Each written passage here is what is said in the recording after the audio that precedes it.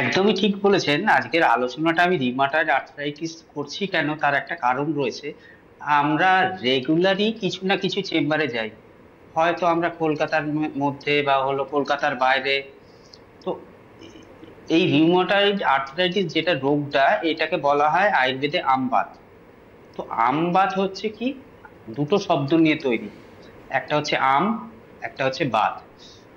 এবার এই আমটা কি করে তৈরি হচ্ছে, আপনি প্রথমেই আলোচনার শুরুতে বললেন কি 80 ধরনের বাত রয়েছে।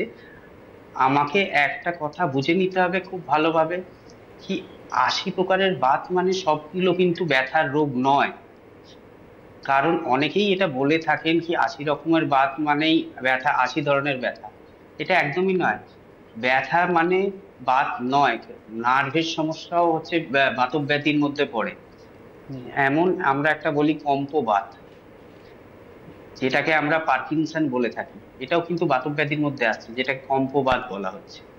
তো আজকে রিউমাটয়েড আর্থ্রাইটিসের মেন কথাটা কি হচ্ছে, রিউমাটয়েড আর্থ্রাইটিস আমাদের যে ছোট ছোট জয়েন্ট গুলো রয়েছে, মানে হাতের জয়েন্ট, পায়ের জয়েন্ট, যেগুলো স্মল জয়েন্ট বলা যায়, এগুলোকে এফেক্ট করে বেশি। সেই তুলনায় যে বিগ জয়েন্ট গুলো আছে ওগুলো আদার আর্থ্রাইটিসের ক্ষেত্রে যুক্ত হয়, যেটাকে সন্ধিবাত আমরা বলি। রিউমাটয়েড আর্থ্রাইটিসে আর কি পাওয়া যাচ্ছে, রিউমাটয়েড আর্থ্রাইটিসে আঙুলগুলো ফুলে যাবে, আঙুলগুলো বেঁকে যাবে, একটা লো গ্রেড টেম্পারেচার থাকবে, শরীরের মধ্যে একটা গরম ভাব বা জ্বর জ্বর লাগবে, খাবার ঠিকঠাক হজম হবে না, পায়খানা পরিষ্কার হবে না। এইগুলো হচ্ছে রিউমাটয়েড আর্থ্রাইটিসের মেন সমস্যা।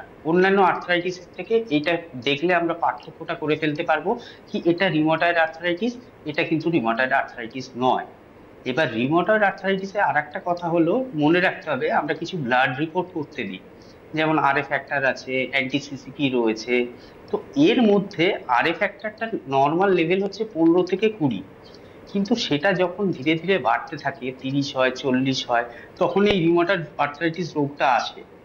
আবার অনেক ক্ষেত্রে কি দেখা যায়, আরএ ফ্যাক্টর নেগেটিভ 20-র নিচে, কিন্তু সিমটম গুলো দেখাচ্ছে আপনার আরএ ফ্যাক্টর মানে রিউমাটয়েড আর্থ্রাইটিস এর মতো।